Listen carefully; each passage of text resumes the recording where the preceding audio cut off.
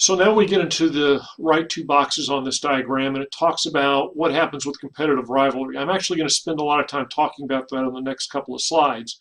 But let's look at that rightmost box, and that is, what do you want to get out of this? And this is something I'm going to talk about a little bit more later. But one of the things to keep in mind is typically what happens is it's easy to grab market share through the taking of competitive actions, but it's a lot harder to take market share and grow profits at the same time. That sometimes will depend on where you are in the state of play. In Globus, if you just get so beat down and you get kind of shrunk down and you've lost a lot of market share, I'm going to tell you, you have to just rebuild some market share, even if it's going to hurt you in the near term on making money, because you just have to bulk up. But it's sometimes a choice of, I can grow market share relatively easily. The art of it is to grow market share and grow profitability at the same time. Terms that I think are very unfortunate in their usage, but they're standard and I'm not going to fight against, is this idea of tactical competitive actions versus strategic competitive actions. Tactical, think of as smaller scale or simpler, things like small innovations to products, marketing campaigns, price cuts, these sorts of things. If I were in the class, I'd be showing this little video clip of one of the commercials where Sprint and T-Mobile are cutting prices. And that's how they launched a lot of competitive attacks to try to regain some market share from Verizon and AT&T, was simply through offering the consumer a better deal. The thing about tactical attacks is they're typically easily copied, and the effective duration of them is relatively short term before they can be countered. On the other side, strategic competitive actions typically involve more resources and they're harder to implement. They're also harder to reverse. So they're much more of a commitment on the part of the company. And this is, if you will, if a tactical response is kind of banging them with a hammer, a strategic attack is taking out the old sledgehammer and slinging the big weight to try to do something about it. Entering new markets is a big deal. And it could be geographic or it could be product markets. And then major innovations in the business are also strategic attacks. So let's use Amazon, for example. It is now getting into the delivery business with the drones, and it's developing its own fleet of airplanes. And so that is a strategic attack that's basically targeting one of their current someone they've outsourced their outbound logistics to, which would be UPS and FedEx. Also, when Amazon launched the Kindle, that was an attempt to move into a hardware device, and that was a strategic move. So you'll see these a lot. They're big decisions. I'm not going to go over every one of the bullets on this slide. You can read them, but this is through a lot of study how firms tend to act.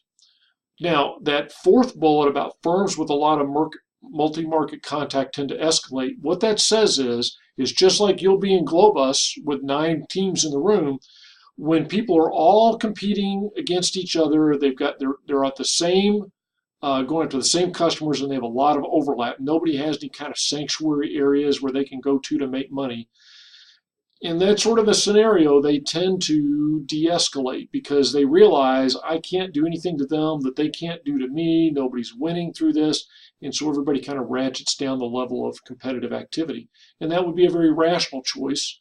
We'll see whether, as a group, you're able to stay rational, avoid any price wars in Globus. And if someone does go, quote unquote, irrational, do they have a strategy to actually come out at the end of it with a winning, in a winning position? And that gets down to that bottom bullet of reputation matters too. Some companies are crazy competitors, and they do that because they want to, in the end, de-escalate competitive activity on everybody else, because they say, if you do anything, I will go nuclear, if you will. And so reputation and what companies have done in the past tends to be a very good guide to what they're likely to do in the future. The textbook has a very nice section about what it means to be a first mover, a second mover, and a late mover. Now let's talk about, from a competitive advantage standpoint, when does it pay to be a first mover? Well, if you're in a very fast cycle market and competitive advantage is quickly eroded, then the only chance to ever have a superior position is to constantly be going first and becoming a late mover. But what if you're not in that fast cycle market and the competitive tends to last a little bit longer, competitive advantage tends to last a little bit longer, what do those markets look like? Well, the first mover may be particularly successful if A, their product really isn't easy to copy, and the easiest way to make it hard to copy is if it's patentable. That can really reward a first mover. The first to get the patent then can hold on to that. Can you generate tremendous brand loyalty early on? If you can do that, then there's tremendous value to going first because people find it hard to chip away at your advantage. Or 3, do you learn a lot about the market by going first, and that what you're learning about the market always allows you to stay ahead? And I think a great example of that is Netflix. Early on in Netflix's life, it faced 2 really tough competitors. One was Blockbuster, that makes sense. The second was Walmart. Walmart thought this DVD distribution service is something that we should get into, and of course Walmart is outstanding at logistics. But they just were never able to take a hard run at Netflix, and they finally gave up. And so Netflix was learning about the market by being first in a way that they were always able to make small innovations to stay ahead. Well, what about a second mover? When does it pay to be a second mover? And it can pay to be a second mover. Second movers are sometimes better off when the customers, you have to spend a lot of time educating the customers. You're launching a product that people aren't sure that they like, and they've got to try out. Now, I know this one's going to be crazy because you're going to go like, I didn't know the world existed. But I remember when microwave ovens came out when I was about your age. It took several years before people figured out just how useful a microwave oven is.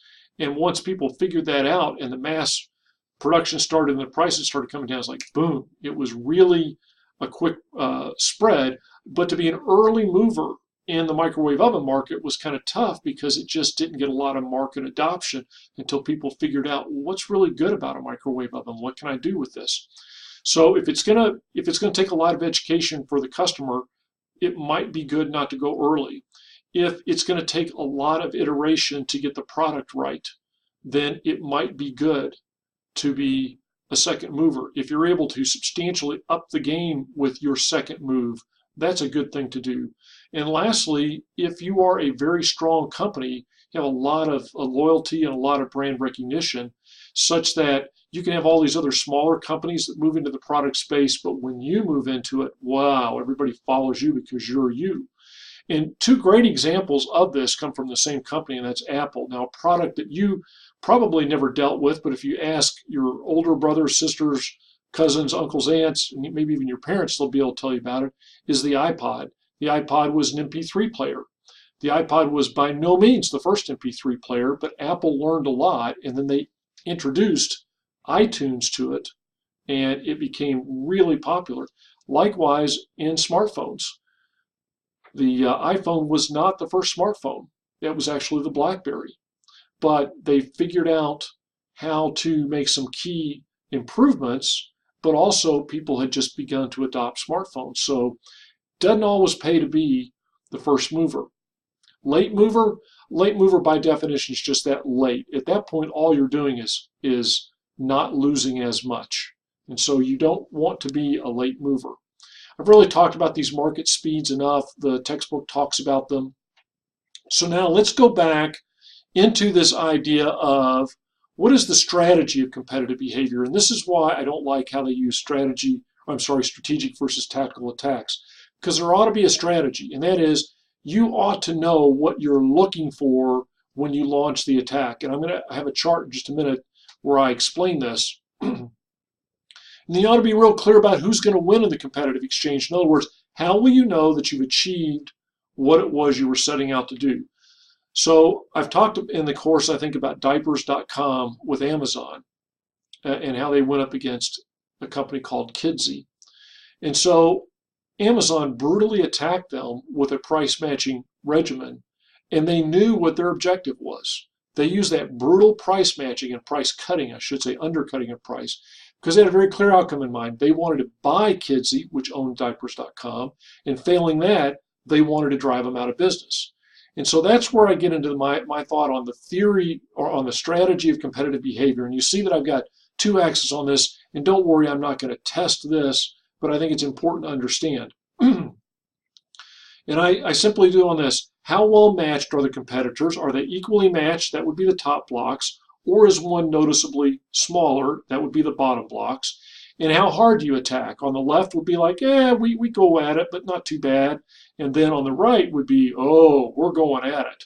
We're really going to launch a severe attack against these people.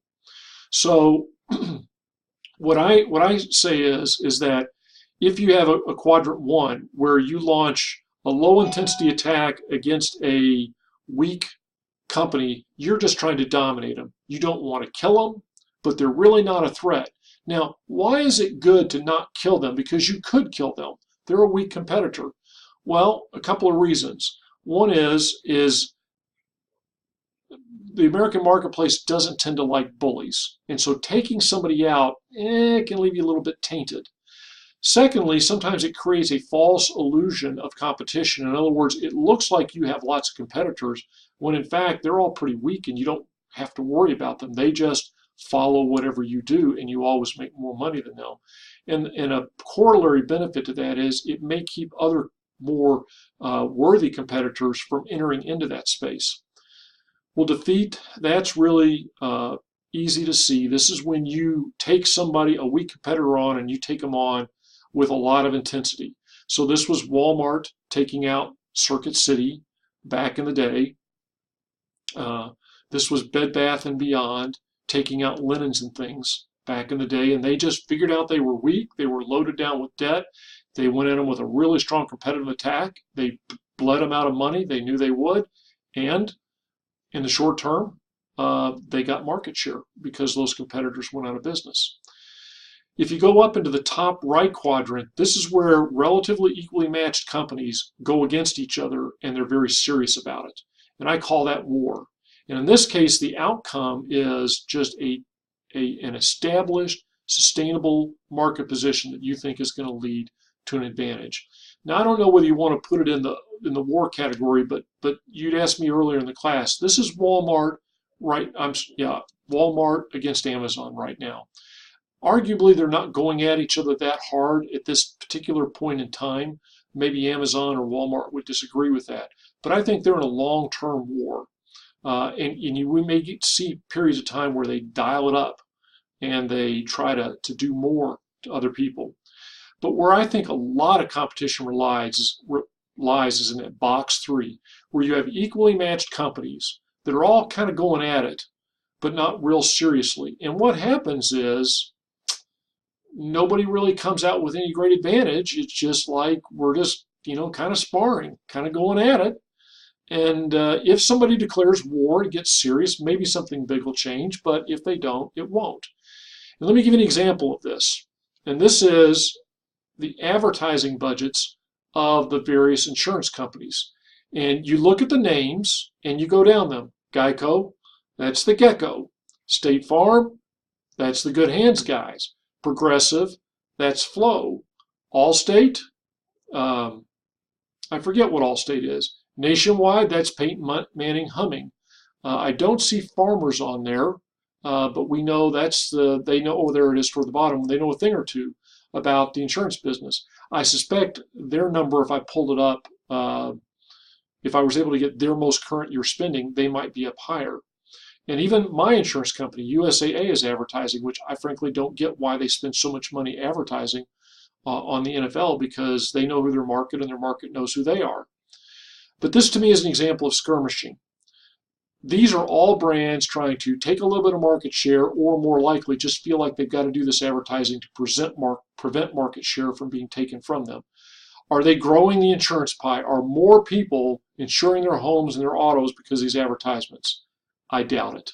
They are simply skirmishing over the various clientele. But nobody's declaring war because none of these people are really trying to do any major damage to one another. It is interesting to see how much Geico spends on advertising vis-a-vis everybody else. So again, know what you're getting into when you do these sorts of things, and try to be clear on how you think this battle is going to go, who's going to respond, how are they going to respond, and how long-term it's going to play out to your advantage. And so let me wrap up this discussion with a little bit of, okay, how do I do this really well?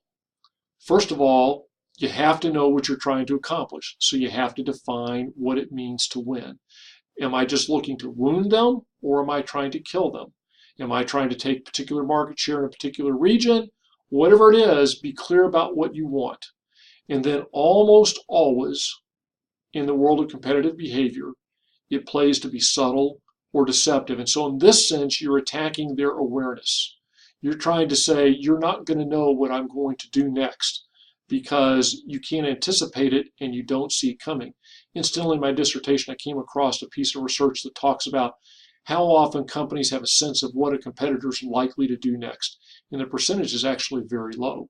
And there are, in fact, competitors who launch attacks and they're never really seen or reacted to by their rival, and so they get the full attack of that.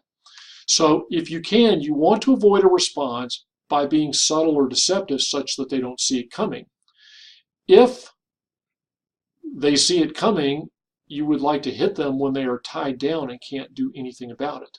So this could mean, for example, launching a strategic attack against a company's profit center at the very time when they're launching some smaller scale products, and perhaps they don't have the cognitive space, or they don't have the employee work time to really notice what you're doing or form an adequate response. This could be launching a new product when you know a company's tied up all their engineering staff on another product.